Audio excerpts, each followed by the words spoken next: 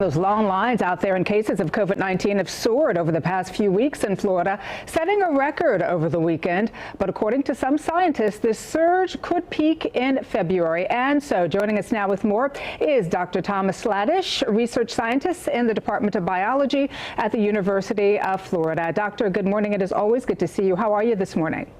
I'm fine. How are you? I'm doing good, thank you. I know that your team put together a projection model, right, for the Omicron wave in Florida.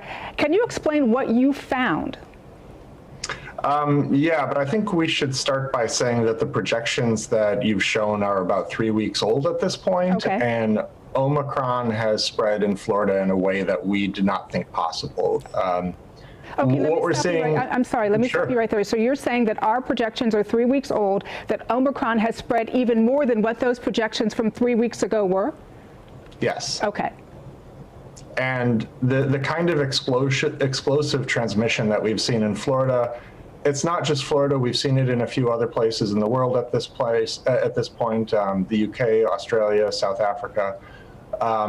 But this epidemic wave with Omicron is basically unprecedented in human history. And so, back in late December, when we made those projections that you've shown on your screen, where we were expecting the peak to happen in February, that was based on what we've learned about COVID up until that point. But Omicron is a very different variant from the ones that circulated previously. It's a different variant in the fact that it may not be as severe as maybe the Delta variant of it was, but it is certainly more transmissible. I don't know anybody who hasn't either gotten it, been exposed to it, knows somebody who's been exposed to it. And you talked about that peak that was supposed to happen in February. Are we still on track? And if not, when will that peak happen?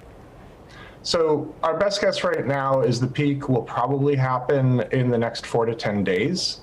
And I think that we should anticipate that most people in Florida will be infected with Omicron. My best guess is about 90%, but only about 10% of those are going to be reported as cases. And that's because it's often mild in people with existing immunity. It's not necessarily mild in unvaccinated people who have never been exposed to COVID before. So this isn't something where you can say, oh, it's just going to be like the cold. For many people, it is going to manifest like the cold because most Floridians are vaccinated. But if you're not, it can still be very dangerous. And if you look at who is filling up ICUs at this point, it's people who are unvaccinated. We only have just less than a minute left, but I don't want to leave without asking this question. We want to talk about, right, the best and worst cases with this Omicron variant. And also, can we see more variants? Let's say we get through this wave, right? What can we expect moving forward?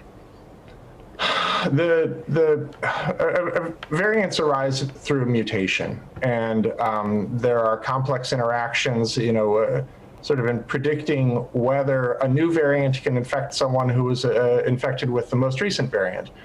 The short answer is it's not really possible to predict what's going to happen after Omicron. I think that just based on history and how many variants there have been, we have to anticipate that there will be more after this. But what its properties are like, where it will arise, when it will arise, that comes down to chance.